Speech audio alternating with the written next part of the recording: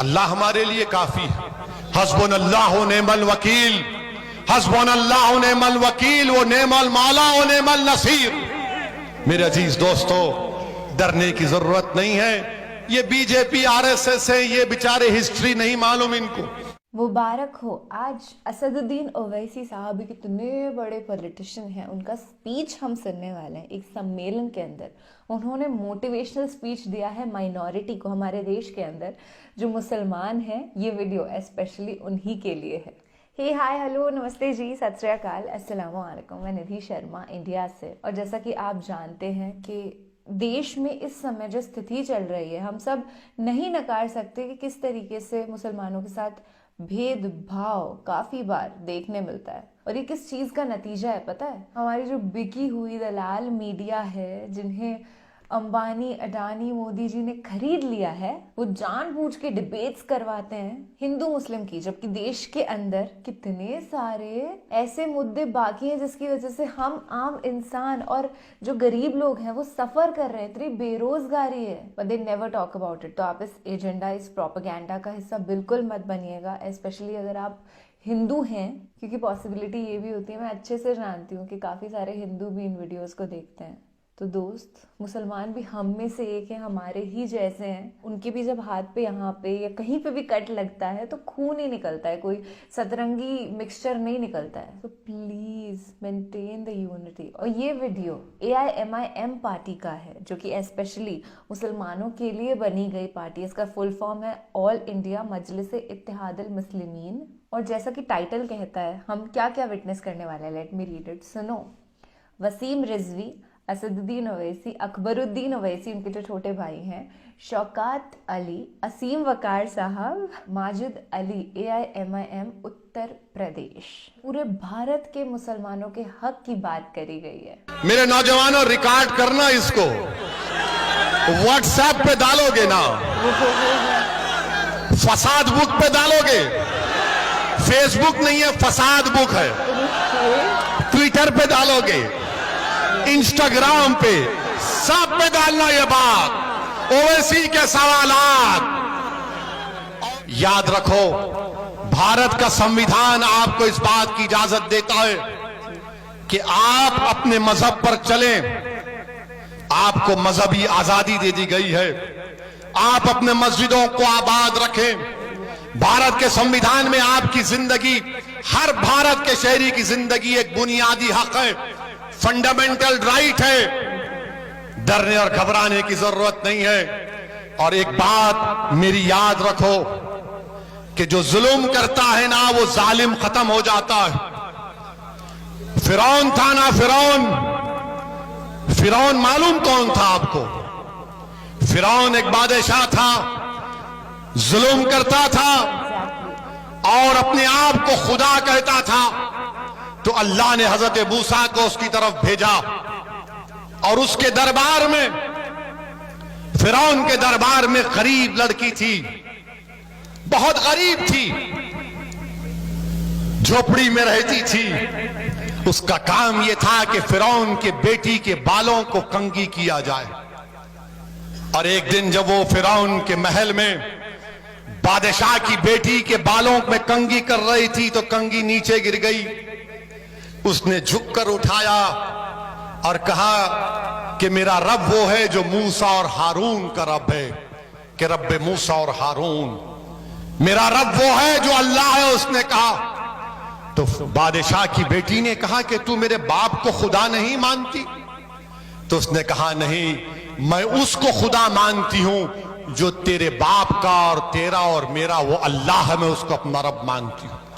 उसने जाकर अपने बाप से कहा कि एक कनीज है काम करने वाली जो मेरे बालों में कंघा करती, वो तुझको खुदा नहीं मानती। फिरौन ने उसको अपने दरबार में बुलाया। उसके 2 बच्चे थे, एक शीरखार बच्चा था और एक 10-11 साल का बच्चा था। 2 रिवायतें हैं। एक रिवायत में आया कि फिरौन ने कहा कि क्या तू मुझे खुदा नहीं मानती? तो उसने कहा नहीं, मैं उसको मानती हूं जो तेरा भी रब है और मेरा भी रब है, वो अल्लाह है। उसने कहा देख, मैं एक बड़ा तांबे का बर्तन लाया, उसमें तेल डाला और उसको खूब जलाया और कहा कि अगर नहीं मानेगी मुझे खुदा तो तेरे बेटे को उसमें डाल दूंगा, तेरे 10 साल के बेटे को। उसने कहा कि मैं तब भी तुझे अपना रब नहीं मानूंगी, मेरा रब वो है जो तुझे और मुझे और सारी कायनात को बनाया अल्लाह। उस जालिम फिरौन ने उस बच्चे को उसकी मां के हाथ से छीन कर तेल में डाल दिया, वो बच्चा फौत हो गया। फिर पूछा बोल अब क्या बोलेगी, तो उसने जब देखा कि बच्चे की हड्डियां सामने आ गई, उसकी आंख से आंसू निकलना शुरू हो गए, तो बादशाह फिरौन ने कहा अब तू डर गई, अब मान ले मुझे खुदा, तेरे आंख में आंसू आ गए। तो उस लड़की ने कहा कि मेरे आंख में आंसू मेरे बच्चे की मौत की वजह से नहीं या तेरी खौफ की वजह से नहीं, मेरे आंख में आंसू सिर्फ इसलिए आए कि अल्लाह मुझे एक ही जान दिया अपने दीन पर कुर्बान करने के लिए। फिरौन ताज्जुब किया और फिर कहा कि तेरे शीरखार बच्चे को ले लूंगा। उसके सीने से छीन लिया गया। तो जब बच्चे को, जो 6-7 महीने का बच्चा था, जब उसको तेल में डाला जा रहा था तो अल्लाह ने उस बच्चे को ताकत दी बोलने की। उसने कहा मां तू कह दे कि तेरा मेरा सबका रब अल्लाह है, तू इस तेल की तरफ मत देख, कह दे कि मेरा रब अल्लाह है। उस बच्चे को डाल दिया गया।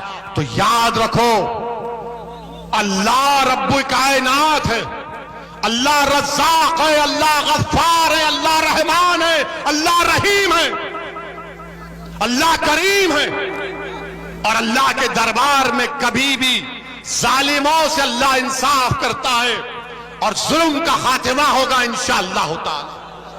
और याद रखो वो सहाबी रसूल का वाक़या याद आ रहा है, जब रोमियों से जंग हुई, हजरत अब्दुल्लाह हुदैफा शामी थे जिनको रोम के बादशाह ने गिरफ्तार कर लिया और उनसे कहा कि तुम इस्लाम को छोड़ दो।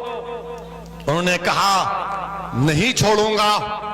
उसने कहा मेरी बेटी से शादी कर ले। उन्होंने कहा मेरा शादी करने का इरादा नहीं है। उसने जेल में डाल दिया। एक बदकिरदार किस्म की एक महिला को उसके पीछे लगा दिया। वो जेल में भागते थे, उससे कहते थे कि मुझे हाथ मत लगा, तू गैर महरम है। फिर बादशाह ने बुलाया उनको और कहा कि चलो मैं तुमको एक और ऑफर देता हूं, तुम मेरी अंगूठी को चूम लो। उस अंगूठी पर कुछ और निशान था। उन्होंने कहा यह भी नहीं कर सकता, ये होठ जो अशहदु अल्ला इलाहा इल्लल्लाह व अशहदु अन्ना मुहम्मद रसूलुल्लाह कहते हैं, जो मोहम्मद मुस्तफा सल्लल्लाहु अलैहि वसल्लम की गुलामी में सलातो सलाम पढ़ते हैं, इन होठों को मैं वहां नहीं चूम सकता। बादशाह ने कहा मेरे माथे को चूम ले, मैं 100 सहाबियों को आजाद कर दूंगा। उन्होंने कहा नहीं करूंगा। फिर कहा कि 300 रिहा करूंगा। तो उन्होंने कहा तुम पूरों को रिहा करो, तेरे माथे को चूमूंगा। उन्होंने माथे को चूमा और जब वापस गए तो खलीफा हजरत उमर थे। हजरत उमर ने आगे बढ़कर हजरत अब्दुल्लाह हुदैफा की पेशानी को चूमा। और ये वो जो फिरौन के दरबार का वाकया है, जब शबे मेराज में अल्लाह के रसूल सल्लल्लाहु अलैहि वसल्लम सफरे मेराज पर जा रहे थे तो एक पहाड़ी में आका दो आलम सल्लल्लाहु अलैहि वसल्लम को अच्छी खुशबू आई। तो जिब्राइल से पूछा ये कौन है, तो कहा ये वो लड़की है जिसने फिरौन के दरबार में अपनी औलाद को कुर्बान कर दिया और कहा कि तू मेरा खुदा नहीं है, अल्लाह मेरा रब है। मेरे अजीज दोस्तों और बुजुर्गों, हिम्मत और हौसले को बरकरार रखो।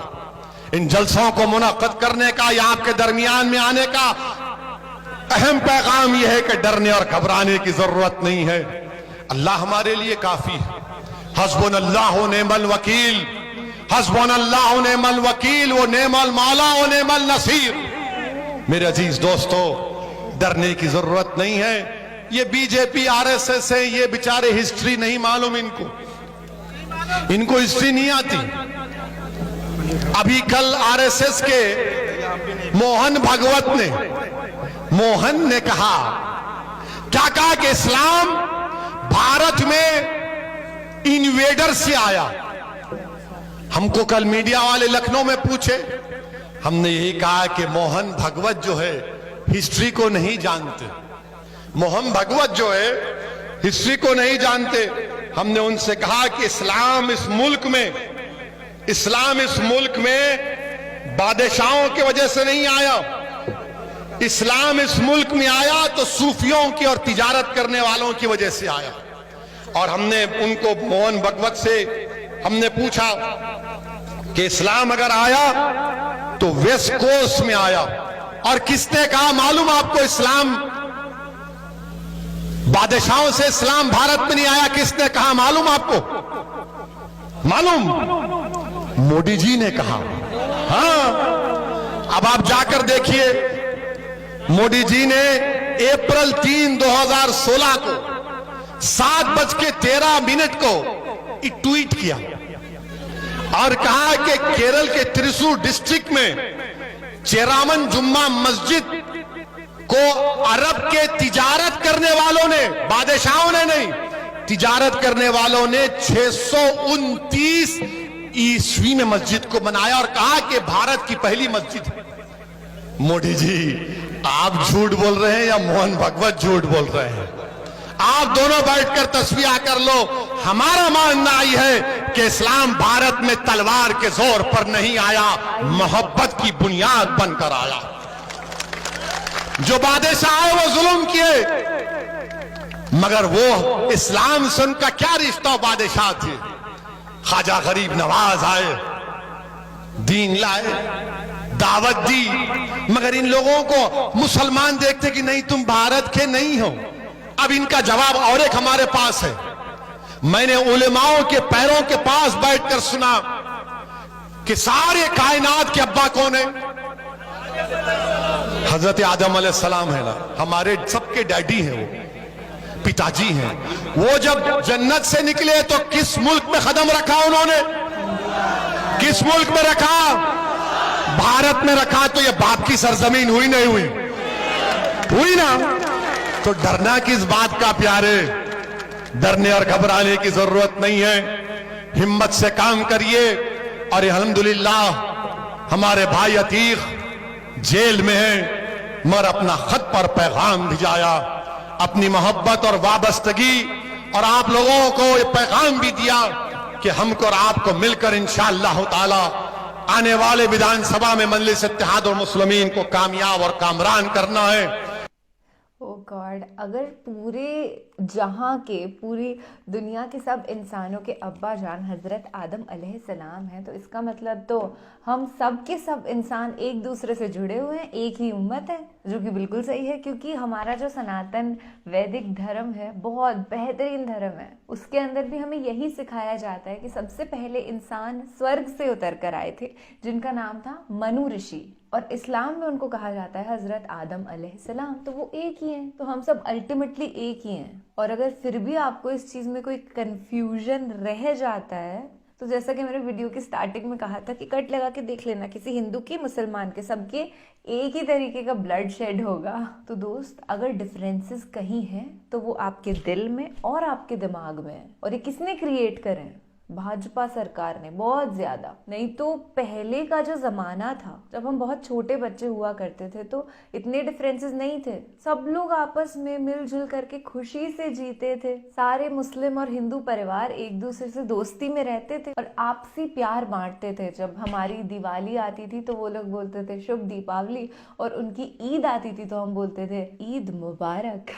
तो अब ये डिफरेंसेस एकदम से कैसे क्रिएट हो गए? कोई तो बहुत बड़ा रीज़न है, और रीज़न हमारे सामने है। मैं अल्लाह ताला से यही दुआ मांगती हूँ कि भारत हमारा वापस से वैसा ही महान बने, सारे इंसान अपने अपने धर्म को स्वतंत्रता से फॉलो कर पाएं, अपने मजहब की राह पर चल पाएं, और किसी को भी एक दूसरे के खिलाफ दिल में कोई हेट्रेड नहीं होनी चाहिए, नफरत की भावना नहीं होनी चाहिए। और सुभान अल्लाह, देखिए हो भी तो रहा है ये सब। हम सब एक साथ किसी टॉपिक पर वीडियो देख पा रहे हैं, हंस पा रहे हैं, मुस्कुरा पा रहे हैं, मेरी फैमिली मुझे सपोर्ट कर पा रही है, आप मुझे सपोर्ट कर पा रहे हैं। अगर मेरे परिवार को या मेरी कम्युनिटी को, I belong from a Hindu community right, तो मेरे कम्युनिटी को कोई तकलीफ होती तो क्या मैं इस काम को यहाँ तक कंटिन्यू कर सकती थी? बिल्कुल नहीं। जब मैं सड़क पे बाहर निकलती हूँ जयपुर की गलियों में, बहुत सारे लोग जानते होंगे कि मैं राजस्थान जयपुर से बिलोंग करती हूँ, यहीं पे पली भड़ी हूँ, तो मुझे रोजाना मेरे सब्सक्राइबर्स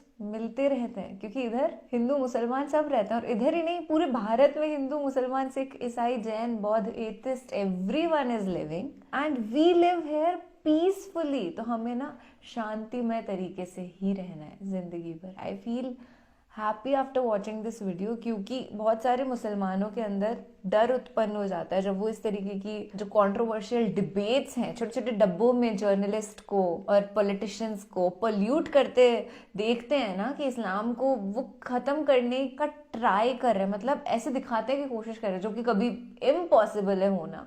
तो इस वजह से कुछ इनोसेंट मुस्लिम्स खौफ में आ जाते हैं, जिसकी बिल्कुल ज़रूरत नहीं है, क्योंकि most of this country believes in peace and inshallah we'll live peacefully. Thank you so much for watching this video. I hope you had a great time watching this one.